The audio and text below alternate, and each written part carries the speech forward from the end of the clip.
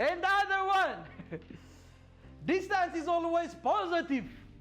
Distance በፍጹም ኔጌቲቭ ሊሆን አይችልም. But displacement, it can be positive, it can be negative, it can be zero. ኔጌቲቭ ብሎ ቁጥር የለም።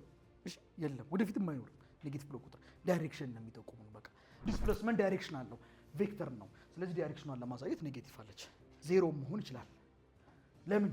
ዲስፕሌስመንት ምንድነው? ዲስፕሌስመንት የቦታ ለውጥ አይደለም?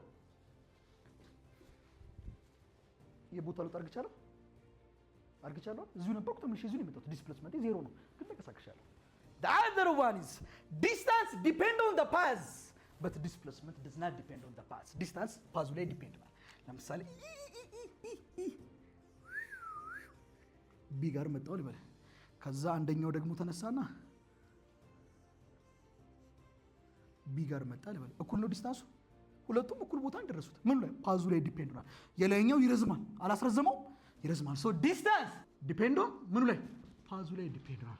But displacement is depend on the initial and final point. Initial እና final point ላይ ዲፔንድ የሚለው ዲስፕሌስመንት። ከዚህ ተነስቼ እዚህ ነው የመጣሁት አይደለም? ዲስፕሌስመንት ሊቀየር የሚችለው መቼ ነው?